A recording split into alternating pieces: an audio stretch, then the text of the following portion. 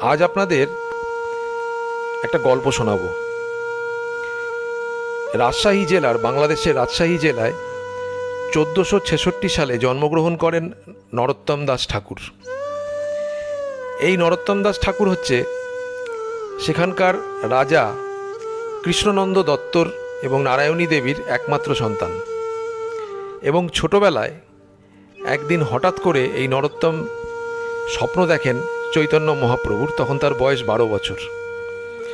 এবং মহাপ্রভু তাকে বলে যে তুমি পদ্মাতে স্নান করো এবং আমার কাছে চলে আসো।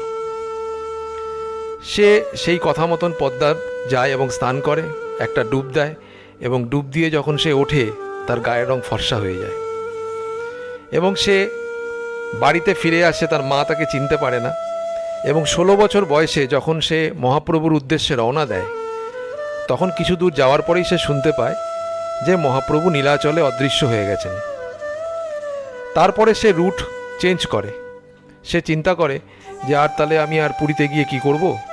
তখন সে রূপ গোস্বামী এবং সনাতন গোস্বামীর উদ্দেশ্যে বৃন্দাবনের দিকে রওনা দেয়।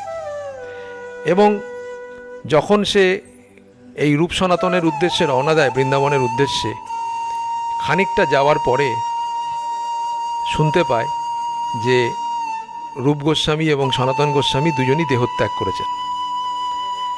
তখন কি করবে ভেবেছিল যে রূপ সনাতনের কাছে গিয়ে অন্তত তাদের শিষ্য হবে, কারণ তারাই ছিল চৈতন্য মহাপ্রভুর ভাবশিষ্য। তাই রূপ সনাতনকে না পেয়ে সে তখন লোকনাথ প্রভুর কাছে যায় এবং লোকনাথ প্রভুর শিষ্যত্ব গ্রহণ করে সেখান থেকে সে বাংলাদেশে ফিরে আসে।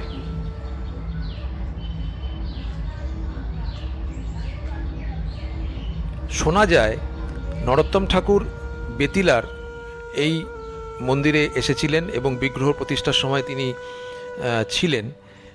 যেহেতু এটা প্রায় 800-900 বছর আগেকার ঘটনা। এই মন্দিরটি ধ্বংস হয়, পাকিস্তানের সৈন্যরা ধ্বংস করে এবং এই যে বিগ্রহটি ছিল সেই বিগ্রহটিকে চুরি করে নিয়ে যায়। পরবর্তীকালে রেবতীমোহন গোস্বামী, যিনি জজ গোসাই, নবদ্বীপের জজ গোসাই হিসেবে খ্যাত, এই রেবতীমোহন গোস্বামী এই মন্দিরটি সংস্কার করেন এবং নতুন করে মোহন রায়ের মূর্তি এই মন্দিরে প্রতিষ্ঠা করেন। সেই সময় থেকেই এই মন্দিরে মোহন রায়ের মূর্তি পূজিত হয়ে আসছে।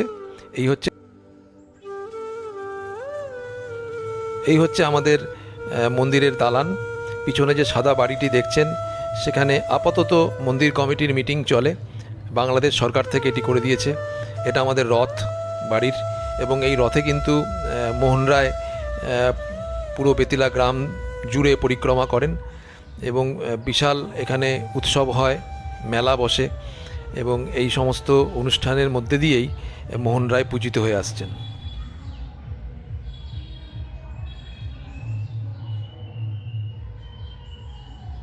চলুন আপনাদের একটু ঘুরিয়ে মন্দিরের চারপাশটা একটু দেখাই। এবং আমাদের পূর্বপুরুষ, প্রায় 28-29 পুরুষ ধরে এই গ্রামে যে গোস্বামীরা রয়েছে, 54 ঘর গোস্বামী একসময় ছিল, এখন অনেক কমে গেছে।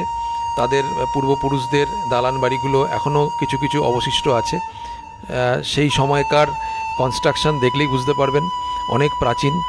এবং এখনও কিছু কিছু ফ্যামিলি এখানে আছে এবং অনেকেই বিভিন্ন জায়গায়, পশ্চিমবঙ্গের বিভিন্ন জায়গায় চলে এসছে বাংলাদেশ থেকে। এবং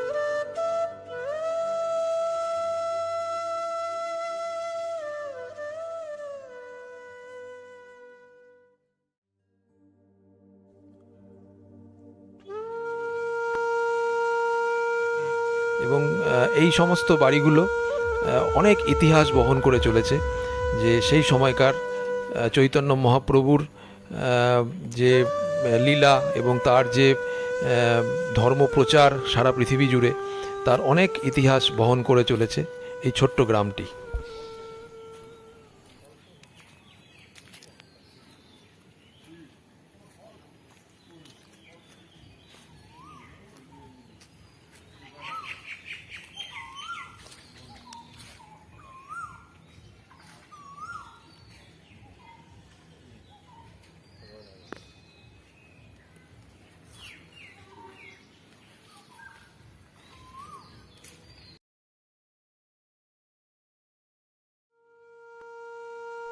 এটা হচ্ছে বেতিলা স্কুল।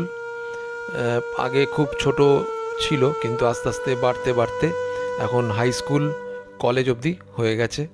খুব সুন্দর পরিবেশ, গ্রামের ছেলেমেয়েদের খুব বেশি দূর এখন আর যেতে হয় না, এই স্কুলেই তারা পড়াশোনা করে এবং আমার বাবা কাকারা এই স্কুলেই পড়ে বড় হয়েছে।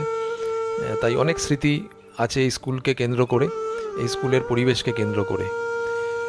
তাই কেমন লাগলো কমেন্ট বক্সে জানাবেন। একটু অন্য রকমের ভিডিও বানালাম, আপনাদের সবার সহযোগিতা একান্তভাবে আমাকে আরও উদ্বুদ্ধ করছে সুন্দর সুন্দর ভিডিও বানানোর জন্য। আর পরের ভিডিওতে আসছি বাংলাদেশের আরও একটি এপিসোড নিয়ে। তাই সঙ্গে থাকুন, সবাই ভালো থাকুন, সুস্থ থাকুন। ধন্যবাদ।